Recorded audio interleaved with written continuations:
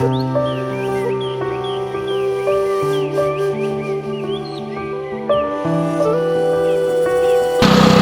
Friends, good evening. আজকে আমি আছি শুভ ভাইতার বাড়ির সামনে। আর আজকে বাড়িছি বাইকটা নিয়ে সেটা দেখো বাইকটার অবস্থাটা কিটা। আর বাইকটা কিছুদিনের মধ্যে আমার হাত থেকে যাইতেছে গা, যার কারণে আমি মানে অল্প অল্প ডেলি মানে যতদিন পারতেছি অতদিন, যেদিনকে আমি অবসর টাইম পাইতেছি ওই দিনকে আমি ব্লগ বানাইতেছি। আর মাত্র 12 দিন আছে বাইকটা আমার হাতে। ভাই 12 দিন পরে এই বাইকটা আমার হাতে থাকতো না। এটার লগে আমার ম্যাক্সিমাম কত বছর, 1.5 বছরের সম্পর্ক। সত্যি মানে খুব মিস করুম। আমি জানি আমি কীরকমভাবে বাইকটা কিনছি, মানে কীরকম আমি পরিশ্রম করছি বাইকটা লেগে, শুধু এই বাইকটা লেগে।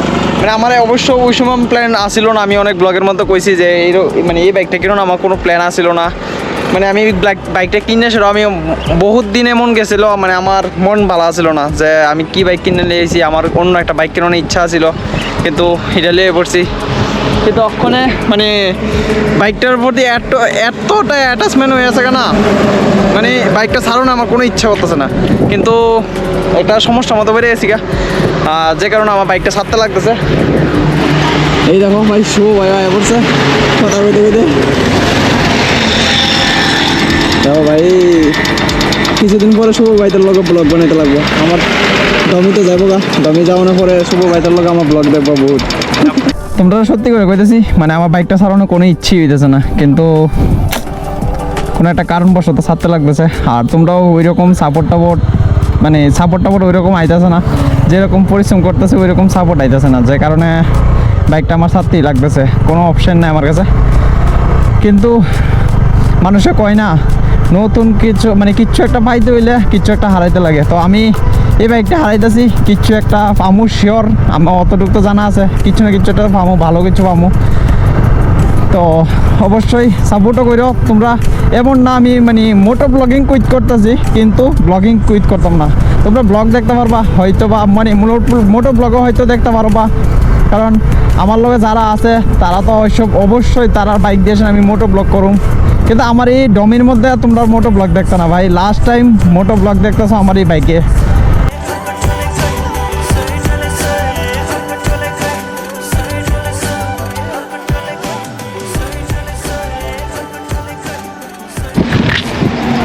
তো এখন তো আমরা পড়ছি মেঘাপুর পার্কের সামনে ভিডিও করতেছি। ভাই বাইকটা সারানো ফেসানোর কারণটা একটা, যে তোমরা যেমন কি কইছি মানে সমস্যা আছে, যে সমস্যাটা এটাও তোমরা লাগে একটা সারপ্রাইজ হইতে পারে। তো এটা চাইবো ভালো কিছু একটা আইব, এরকমও আমারও প্ল্যান আছে। দেখা যাক কি হয় কি না, যা ভগবানে চাইবো তাই হইব। হয়তো বা এটা রাখা দিতে পারে, এমনও আছে এটা নাও সেল করতে পারি। মানে মাথার মধ্যে হোঁজ চলতেছে যে কি করুম কি না, অনা পর্যন্ত ডিসাইড করতে পারতেছি না। কিন্তু এটা আমার সারানোর না কোনো মানে ইচ্ছে হইতেছে না। কিন্তু ফার্স্ট টাইম যে সময় কিনছিলাম না, আমার বাইকটা ইচ্ছে করতেছে না চালানোর লেগে। সত্যি কইতেছি, আমি হয়তো বা এই টপিক নিয়ে আসলে ব্লগও করে এসেছিলাম যে আমার বাইকটা চালানোর ইচ্ছেই করতেছে না, মানে বাইকটা ওই সময় পছন্দ হইতেছিল না। কিন্তু ওখানে মানে এটার প্রতি আলাদা একটা টান শুরু হয়ে গেছে। 1.5 বছর এই বাইকটা লাগে, মানে বাইকটা দেশে চলছে, এই বাইকটা দেশে বহুত কিছু, মানে মানুষ আমার হয়তো বা ফেস দেখে সেটা না চিনলো না, বাইকটা দেখে সেটা অবশ্যই চিনল, যে মানে বুঝতে পারতেছ। আর ভাইঙ্গা আর কইতে লাগতো না।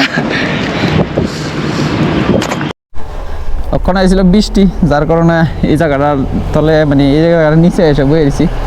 ওই বৃষ্টি শেষ হয়ে গেছে, আবার সূর্য দেবতা আয়া পড়ছে। তো চলো ওখানে জায়গাটা চেঞ্জ করে লেতেছি। আমরা যাবো ওখানে উপরে, মানে রেল যে ব্রিজটা আছে ওখানে তো নিচে আছি না, উপরে যাবো। উপরে যাওয়ার রাস্তাটা হইল গিয়া এইটা, দেখো ওখানে ফিজার রাস্তা, মানে বাইপাস রাস্তার থেকে উপরে উঠে আছে। এই জায়গার মধ্যে আমি এর আগেও একটা ভিডিও করছিলাম ভাই।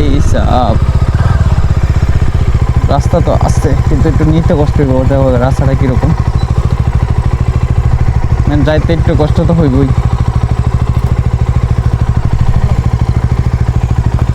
ড্রেন যাইব নি না, লাগিয়ে দেবো গা।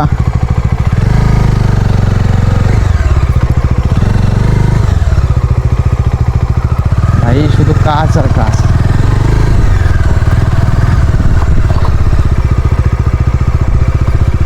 তো তখন যেমন কি দেখতে পেতেছো আমরা আয়া পড়ছি, আর তো নেওয়ার মতন জায়গা নাই, এই জায়গাটার মধ্যে রেখে দিই। ওখানে মাত্র ট্রেন গেল, আমরা যখন নেশা আসলাম না ওই সময় একটা ট্রেন গেছিল এদিক দিয়ে। ওখানে যাইতেছি এই যে রেল রাস্তার মধ্যে। এটা আমরা বাড়ির থেকে বেশি মানে দূর না, ওইভাবে কোনো 2 কিলোমিটার 2 কিলোমিটার। এই দেখো স্যারটা একবার দেখালো, আর দেখো এটা খুলন শুরু করেছে, এইটা খুললে লেছে ফার্স্টে এসে এটা একটা মানে বাড়ি দিয়েছে পাথর দিয়ে, সেটা বাস এটা খুলে লেছে। হ্যাঁ কেস ভিডিও দেখে তো অবভিয়াসলি কেস করবোই, যে কেউ কই দিব, কমপ্লেন করে দিব। তো আমরা সবসময় ভিডিও করলে ওই জায়গাটার মধ্যে করি, ওই যে মেগাফুড পার্ক লেখা আছে ওই জায়গার মধ্যে করি। আর দেখো ভাই গাড়ি দিকের দিকে যাইতেছে, খুব সুন্দর একটা জায়গা। মানে কখনো ওয়েদারের কারণে আরো বেশি ভালো লাগতেছে। দেখো আকাশটা দেখো কিরকম ভাবে হয়েছে, সেই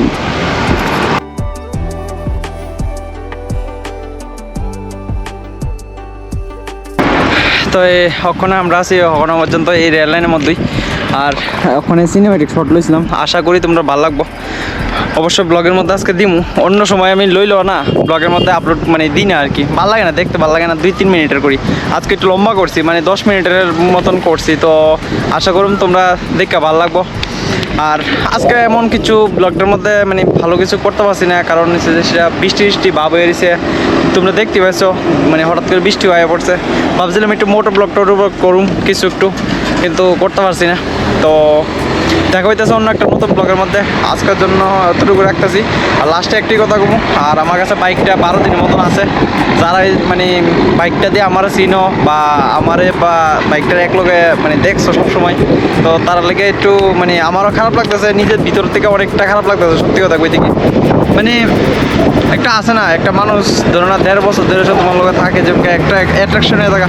বাইকটা আমরা লাগে সেম নেছে যে গাড়ি যেতেছে, এই দেখো গাড়ি যেতেছে, তার কারণে শুনোই যেতেছে না, কিন্তু বাইকটা আমরা লাগে সেমই, যে মানে একটা ইমোশন জুড়ে গেছে গা। তো যার কারণে বাইকটা ছাড়তে আমার কষ্ট হইতেছে, কিন্তু বাইকটা ছাড়তে লাগবো। তো কারণ কিছু একটা ছাড়লে কিছু একটা পাওয়া যা, তোমরা বারবার একটা কথা কমু, তো কিছু একটা পামু এই আশায় বাইকটা ছাড়তাছি। নিজের বুকের মধ্যে একটা পাত্তর রাখে সেটা মানে ছাড়ন লাগতেছে, আর কোনো মানে কোনো কিছু করার নাই। মনটা সত্যি করেছি, মানে এত খারাপ কি মানে বুঝাইতে পারতাম নতুন করে। তো দেখা হইতেছে অন্য একটা নতুন ব্লগের মধ্যে। আজকের জন্য অতটুকু রাখতেছি, দেখা হইতেছে, বাই বাই, টাটা।